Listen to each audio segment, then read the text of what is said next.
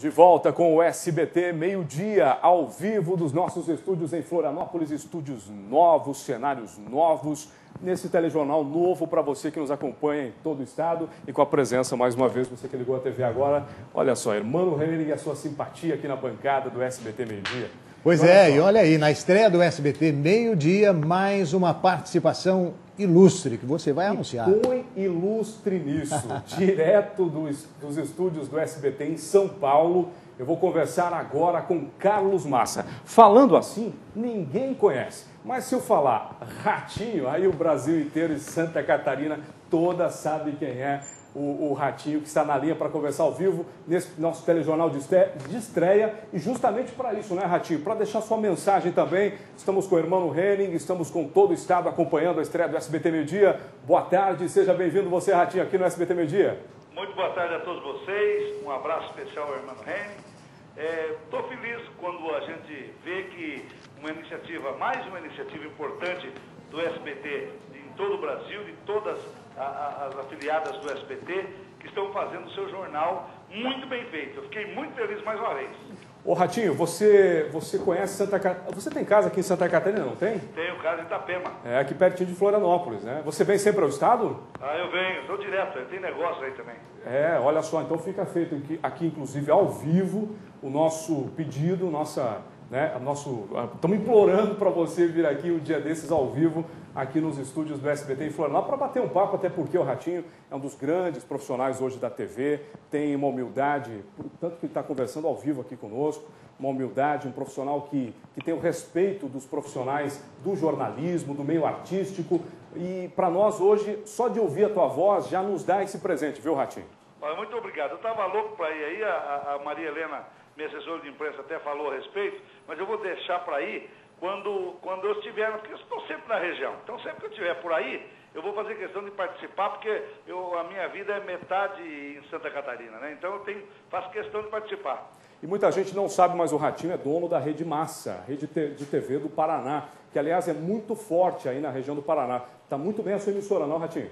Graças a Deus, tudo bem. Estamos mantendo o segundo lugar lá em toda a programação. Que bacana. Irmão, quer deixar um... Pois Ratinho, olha, o pessoal trata bem a gente aqui, viu? Não, mas aí, Santa Catarina, irmã, Santa Catarina é fantástico, né? Eles são, não é à toa que é o segundo destino turístico de todo mundo, que todo mundo que vai aí a primeira vez quer voltar, né? Então, porque os catarinas são muito bons. A gente se sente à vontade aqui, não é? Os manezinhos aí trata a gente bem, a gente vai se tornando manezinho também. Parabéns pelo seu programa, hein? Muito obrigado, Sucesso absoluto. Obrigado, querido. Obrigado. Ratinho, muito obrigado pela sua participação por telefone. E aí, agora você assumiu um compromisso. A gente te espera um dia aqui no SBT Meio-Dia para conversar ao vivo e contar um pouco da história desse grande profissional que veio lá do interior do Paraná e que conquistou o Brasil inteiro. Um abraço, Ratinho. Um abraço, meu querido. Estarei aí com certeza absoluta, viu? Sucesso para todos nós. Obrigado, Ratinho. E olha só, Hermano... Vamos lá, hora de falarmos sobre os casos policiais que até hoje não foram solucionados aqui em Santa Catarina. Hoje nós vamos aqui reviver a fatalidade ocorrida em março de 2007, quando a menina Gabriele Cristina Eichholtz, de apenas 1 ano e 6 meses, foi encontrada morta dentro da pia batismal de uma igreja em Joinville, no norte do estado. Olha, irmão, o servente de pedreiro que havia sido condenado pelo crime depois de um julgamento em meio a muitas polêmicas, acabou sendo absolvido da acusação de atentado violento ao pudor e homicídio triplamente qualificado. Mas se ele é inocente, então quem cometeu esse bárbaro crime? A menina teria caído dentro do tanque de forma acidental ou foi realmente assassinada? As dúvidas são muitas e o caso até hoje continua sem solução. É a estreia da nossa série no SBT Meio-Dia. O crime que tirou a vida de Gabriele chocou o país. De acordo com o processo que condenou Oscar, a menina foi violentada sexualmente dentro de uma igreja adventista do 7º dia no bairro Jardim Iririú. Depois, ela foi asfixiada e jogada dentro do tanque batismal cheio de água. 3 anos depois, o principal suspeito pelo assassinato ganhou a liberdade com a decisão do Tribunal de Justiça em 25 de março de 2010. A sessão realizada em Florianópolis durou cerca de 5 5h30 e reuniu as câmaras criminais. O Tribunal de Justiça de Santa Catarina decidiu por 5 votos a 4 anular o processo que investigou a morte da menina Gabriele Cristina Eichels, de 1 ano e 6 meses. Oscar Gonçalves do Rosário, condenado a 20 anos de prisão, foi liberado da penitenciária industrial de Joinville. A polícia finalizou o que tinha que fazer, entendeu? A investigação policial está finalizada naquele processo criminal, tanto que ele foi condenado em 1º grau. Tem uma reforma da decisão, então isso é uma coisa que está indiscutível. Por isso que não dá para se falar absolutamente nada com relação a esse caso, por enquanto, beleza? Até que se tenha uma conclusão definitiva. A advogada de defesa, Elisângela Askel, conta que houveram muitas irregularidades nos procedimentos policiais. As demais provas ocorreram de uma prova ilícita. Oscar foi convidado, foi até a delegacia, ele foi ouvido e foi obtida uma confissão dele. Não sei de que forma foi obtida essa confissão. Dizem que havia um advogado presente, contudo, na filmagem que fizeram dessa confissão, em momento algum esse advogado aparece. Quanto ao dia em que aconteceu o crime, bate essas informações, o que aconteceu? Não, no dia do ocorrido, Oscar foi realmente embora para Canoinhas, mas porque ele trabalhava no SESC. Até o final do mês de fevereiro, ele trabalhava no SESC.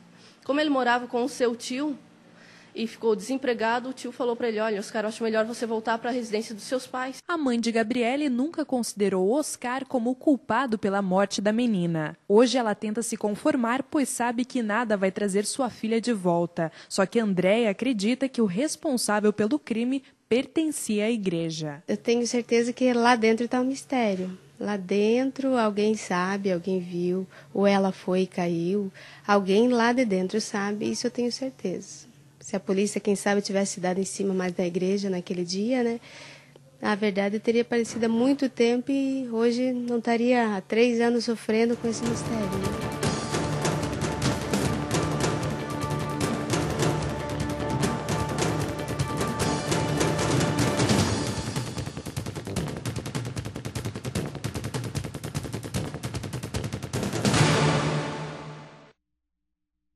Quem matou Gabriele? Essa pergunta que o SBT Meio Dia está fazendo nessa estreia. A partir dessa semana você acompanha uma série de reportagens sobre os casos, os crimes que ocorreram e que continuam sem solução. Agora, Hermano, é com você. Pois é, o nosso próximo assunto aqui no SBT Meio Dia, olha, é realmente importante, não é? Importante e transmite uma dificuldade, porque certas pessoas, aliás, pessoas que têm necessidade, têm de esperar tanto para fazer um transplante. O que causa toda essa demora? Um assunto médico da mais alta importância. Inclusive, Hermano, sobre esse assunto, olha só, para entender, né, um pouco mais sobre como funciona o processo, você viu no primeiro bloco a reportagem sobre o caso da dona Maria Isabel, que está aguardando há mais de 2 anos por uma cirurgia para as córneas. Ela não enxerga direito, ela praticamente perdeu a visão e ela está há quase 3 anos numa fila de espera do SC Transplantes aqui em Santa Catarina. Por que essa fila não anda? Nós convidamos o Dr. Joel Andrade, diretor da SC Transplantes, que está nos ouvindo, está ao vivo para todo o estado de Santa Catarina. Dr. Joel, obrigado pela paciência de conversar conosco nessa tarde de estreia do SBT Meio Dia, mas até como orientação e como serviço público, doutor, por que um transplante, como é o caso aí da dona Maria Isabel, já está quase chegando a 3 anos e até agora não foi realizado? Seja bem-vindo, doutor, boa tarde. Boa tarde, parabéns pela espera. São várias razões. Entre as principais, nós poderíamos colocar a falta de doações. A estrutura de transplante de Santa Catarina está muito bem montada, mas o grande enfoque que nós demos nos últimos anos foi para a questão da doação de órgãos, que é um problema mais complexo. E agora, já há 18 meses, mas marcando essa campanha que iniciou nessa semana que passou, nós estamos enfocando muito a questão da córnea para melhorar as doações e agora nós temos uma infraestrutura pública, ou seja, hospitais vinculados ao Sistema Único de Saúde que estão realizando esses procedimentos num número muito maior. E só esse ano, mais de 260 transplantes foram realizados e a gente espera que o problema da dona Maria Isabel e de todos os outros pacientes que aguardam por esses transplantes sejam resolvidos num prazo muito breve. Ô, doutor Joel, Com relação à dona Maria Isabel, que a gente viu no primeiro bloco aqui do SBT Meio-Dia, o que nós podemos dizer para a dona Isabel que está nos assistindo nesse momento? Ou seja, ela está esperando, ela está na expectativa. Agora, não se pode burlar, não se pode furar essa fila, ou seja, ela tem que esperar a vez dela chegar. O senhor acredita que isso aconteça em quanto tempo? Há uma expectativa baseado nesse número de transplantes que vem sendo realizado mês a mês, doutor? Bom, é preciso que se informe exatamente, ou que se reforce exatamente o que você acabou de falar. A fila de córnea, na fila de transplantes, é a única que é indiana, ou seja, se tem 50 pessoas na minha frente, 49 precisam transplantadas para que chegue a minha vez. A dona Maria Isabel pode ficar tranquila e a gente vai ter a oportunidade de noticiar isso em breve. Ela hoje tem uma posição em torno de 50 na fila e só o mês passado foram realizados 56 transplantes. Então, nós esperamos que nos próximos 2 ou no máximo 3 meses ela seja transplantada e volte a ter a vida normal, como faremos um grande esforço para que todos os outros que esperam em fila tenham essa oportunidade o mais breve possível. Tem uma pergunta ao senhor, por favor. Doutor Joel, eu gostaria de saber, primeiro, boa tarde ao senhor, muito obrigado também pela participação. Em quais casos o transplante de córnea é recomendado, é bem sucedido para uma pessoa que tem deficiência visual recuperar a visão? Bom, o transplante de córnea ele tem 2 grandes grupos de indicação. A córnea é uma lente que tem a função essencialmente óptica mesmo, de deixar passar as imagens e a claridade.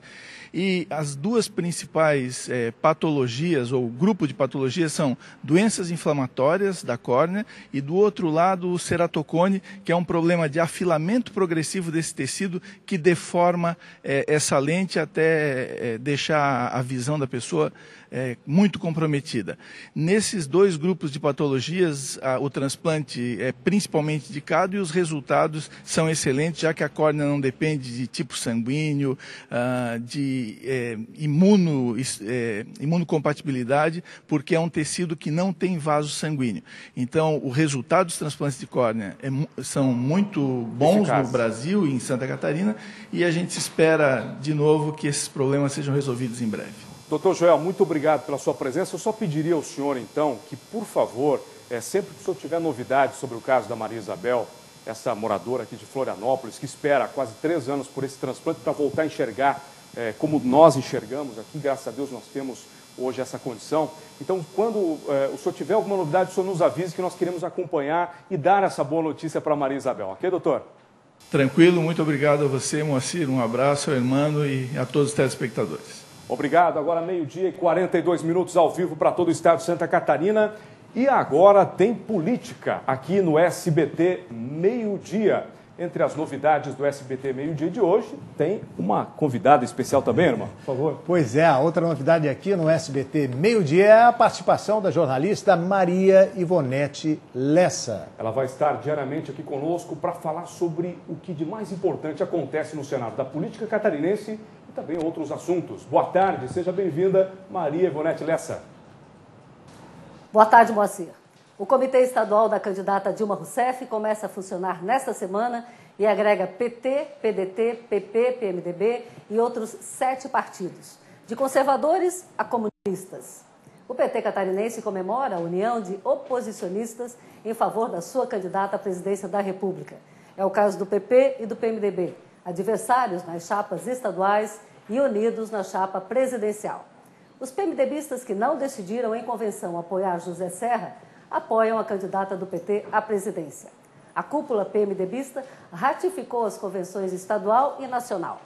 Valem as coligações com democratas e PSDB na majoritária e na proporcional e vale também o apoio a Temer como vice na chapa do PT à presidência da República. As parcerias inusitadas atingem quase todos os partidos e produzem cenas inesperadas, como Paulo Afonso, do PMDB, e João Amin, do PP, lado a lado em favor de Dilma. Tucanos, que apoiam Ângela no Planalto Serrano, região do senador Raimundo Colombo, e pedetistas que apoiam Colombo, apesar de o PDT estar na chapa do PP, com Manuel Dias, vice de Ângela Amin. Eduardo Moreira, vice de Raimundo Colombo, se mantém discreto sobre o apoio a José Serra. por orientação de seus advogados, evita manifestações expressas sobre os candidatos à presidência. Em seus discursos, fala sobre Santa Catarina e não se manifesta sobre política nacional. O presidente Lula deve vir ao estado até as eleições. José Fritz trabalha na definição da data. Lula vai acompanhar Dilma em uma das visitas que ela fará ao estado durante a campanha. 3 já estão confirmadas. Michel Temer também virá a Santa Catarina. Leonel Pavão reassumiu o governo do estado hoje pela manhã. Hoje à tarde, o governador vai a Joinville assinar decreto para reduzir a alíquota do ICMS sobre os combustíveis para o setor de aviação regional. Pelo decreto, a alíquota vai passar de 17% para 4%. O objetivo é atender municípios catarinenses com voos comerciais regulares. O benefício vai atingir aeronaves com até 120 lugares que operem em linhas regionais e que comecem ou terminem o percurso em Santa Catarina. Para encerrar, um jovem entrava no seu carro à noite em uma rua da capital e foi abordado por assaltantes que colocaram um revólver na boca do rapaz e ameaçaram matá-lo. Levaram o carro e deixaram mais um cidadão amedrontado, vítima da violência que aumenta todos os dias. Este é mais um caso de tantos, cada dia mais. O que precisa acontecer para que os responsáveis pela segurança da população tomem providências concretas para conter o crescimento da criminalidade em Santa Catarina, estado referência em qualidade de vida no país? Moacir. E depois do intervalo é a hora do esporte aqui no SBT Meio-Dia. E a partir de hoje com um cenário novinho em folha. E tem ainda a previsão do tempo. Adivinha só, irmão, com quem? A jornalista e apresentadora do SBT Brasil, Karen Bravo, apresentando a previsão do tempo do SBT Meio-Dia. Que presente para você hoje, hein? Eu e o irmão, a gente volta já depois do intervalo. Até já. O SBT Meio-Dia é o telejornal que o catarinense precisa para ficar muito bem informado do que acontece em toda Santa Catarina. Nós, do SBT Repórter, seremos parceiros na produção de reportagens especiais e denúncias. Então, não esqueça, de segunda a sábado, 12h15, SBT Meio-Dia. Moacir, a gente tá com você.